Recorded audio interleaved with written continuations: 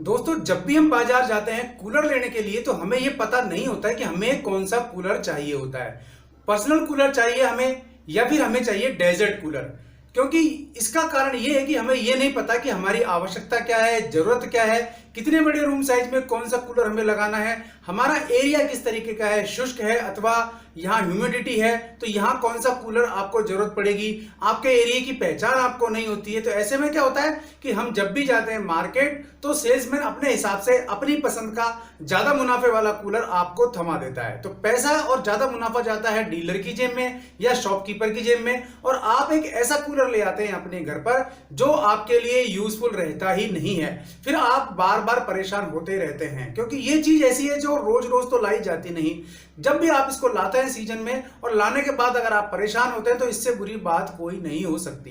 तो दोस्तों, यहां मैं आपको बताऊंगा आपकी आवश्यकता के अनुसार आपको कौन सी किस्म के कूलर की जरूरत है, ताकि आप उसकी ठंडी हवा का पूरा पूरा यूज ले सके और आपकी जेब पर भी ज्यादा भार नहीं पड़े।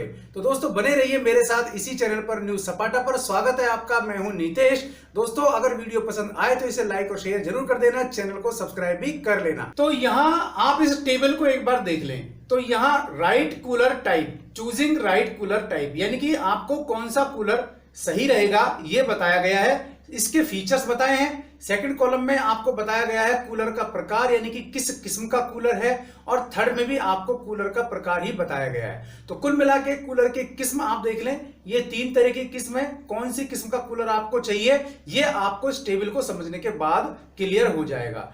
तो सबसे पहले यूजेस देख लेते हैं। मान लीजिए आपका कूलर लेने का पर्पस है वो पर्सनल है, तो फिर आपको पर्सनल कूलर या टावर कूलर चाहिए होगा।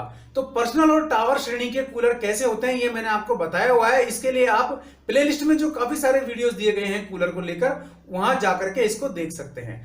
पर्सनल का मतलब क्या होता है, मान लीजिए आपको स्टडी रूम के लिए, मान लीजिए आप अपने कमरे में बैठ करके पढ़ रहे हैं, या फिर आपका बच्चा पढ़ रहा है, या फिर आप दुकानदार हैं तो आपकी दुकान के लिए चाहिए जहां केवल हवा आपको आए।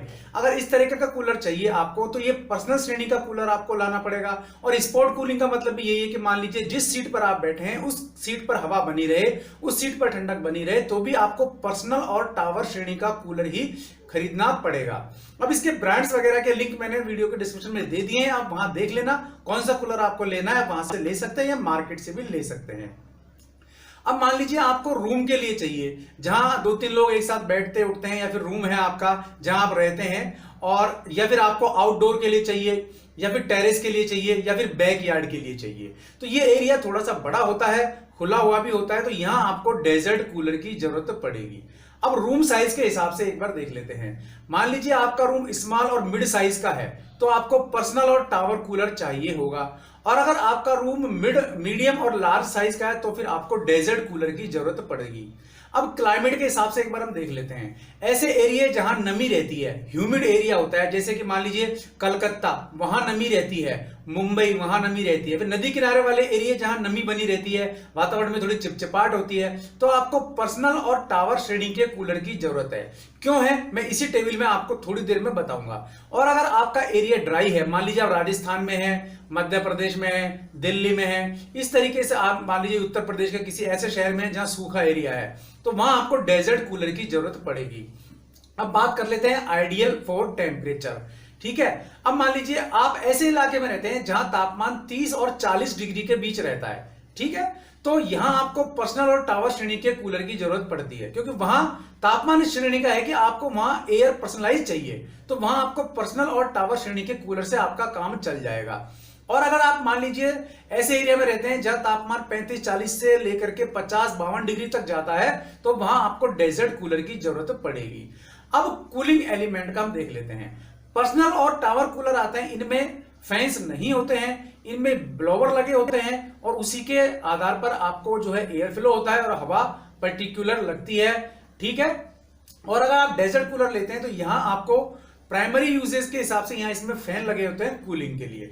तो ये कि मोटा मोटा मैंने एक आइडियल कंडीशंस के हिसाब से बताया है। बाकी इसके अलावा भी आप चुन सकते हैं अपने हिसाब से कोई सा भी कूलर, चाहे पर्सनल या टावर श्रेणी का हो, या फिर आप डेजर्ट श्रेणी का कूलर भी ले सकते हैं। अब इसी श्रेणी में अगली टेबल हम देख लेते हैं रूम साइज के हिसाब से। यहां आपको स्क्वायर फीट में रूम साइज बताया हुआ है, और उसके हिसाब से आपको बताया हुआ है कूलर का प्रकार कि आपको किस प्रकार का कूलर लेना है। मान लीजिए आपका रूम स्मॉल साइज का है और 150 स्क्वायर फीट का रूम है, तो यानी कि 150 स्क्वायर फीट इस टेबल के हिसाब से स्मॉल साइज में माना गया है। तो यहां आपको टैंक के हिसाब से बताया गया है कि कितने लीटर टैंक का कूलर आपको चाहिए, यानी कि इसका आकार इससे क्लियर हो जाता है। तो 15 लीटर टैंक वाला कूलर आपके लिए सफिशियंट होगा। अब मान लीजिए आपका रूम है मीडियम साइज का, 300 स्क्वायर फीट, यानी जस्ट डबल हो रहा है। तो यहाँ टैंक डबल नहीं हो रहा, टैंक केवल 25 लीटर का है, तो 25 से 30 लीटर का टैंक का कूलर भी आप ले सकते हैं। अब मान लीजिए आपका रूम है लार्ज टाइप का, बड़ा रूम है, 600 स्क्वायर फीट का रूम है, तो यहां आपको डेजर्ट टाइप का कूलर की जरूरत पड़ेगी और 40 लीटर वाला कूलर आपको लेना पड़ेगा। 40 लीटर से 50 लीटर भी आप ले सकते हैं। एक्स्ट्रा लार्ज रूम भी होते हैं कई बार, जिन्हें हम घर में हॉल्स कहते हैं, 900 स्क्वायर फीट के हॉल्स भी होते हैं। तो यहां आपको 55 लीटर या फिर इससे ऊपर जो टैंक क्षमता वाले, पानी की क्षमता वाले कूलर्स हैं वो लेने पड़ेंगे डेजर्ट किस्म के ही। तो स्मॉल और मीडियम का जैसा कि मैंने आपको लास्ट टेबल में बताया था, पर्सनल और टावर टाइप के कूलर काम चल जाएंगे। और अगर आपका लार्ज और एक्स्ट्रा लार्ज साइज के रूम्स वगैरह हैं, हॉल्स हैं, तो वहां आपको डेजर्ट कूलर्स की जरूरत ही पड़ेगी। तो यहां आपको समझ में आ गया होगा कि पर्सनल कूलर आपको कब लेना है, टावर कूलर आपको कब लेना है, डेजर्ट कूलर की जरूरत किसे है। अब यहां एक चीज और आती है कि कूलर कौन सा लें, हम ब्रांडेड लें या फिर अपने लोकल मार्केट वाला ले सकते हैं। तो ये आपके ऊपर है, आपकी क्षमता के ऊपर है। ब्रांडेड कंपनियां थोड़ा सा और टैक्स वगैरह जोड़ करके थोड़े महंगे होते हैं, लेकिन क्वालिटी वाइज भी वो अच्छे होते हैं। लोकल मार्केट में कूलर मैं नहीं कहता कि खराब होते हैं, अच्छे होते हैं, लेकिन क्वालिटी और इसकी कोई भी गारंटी वारंटी या कार्ड वगैरह नहीं हो सकता। आप उनको लेके भी आएंगे तो उनके ऊपर उपभोक्ता मंच में कोई दावा नहीं कर पाएंगे, उनके ऊपर कोई क्लेम नहीं बना पाएंगे। वो जो कूलर जैसा भी आप ले आए आपकी किस्मत में है वो आ जाएगा, वहां फिर आपको फालतू की माथाफोड़ी करनी पड़ सकती है। लेकिन आप ब्रांडेड चीज लाते हैं तो सीधा सीधा मामला आपको उपभोक्ता मंच के थ्रू वहां राहत मिल सकती है, वहां ज्यादा माथाफोड़ी की जरूरत नहीं पड़ती। तो उम्मीद है दोस्तों आपको समझ में आ गया होगा कि आपको अपने रूम साइज के हिसाब से कूलर किस प्रकार से चुनना है। वीडियो पसंद आए तो यारो लाइक और शेयर जरूर कर देना, चैनल पसंद आए तो सब्सक्राइब कर लेना, बेल आइकन दबा देना ताकि आपको मेरे वीडियोस के नोटिफिकेशन मिलते रहें। आज के लिए इस वीडियो में बस इतना ही, ऐसे ही किसी यूजफुल वीडियो में फिर मिलूंगा, तब तक के लिए नमस्कार।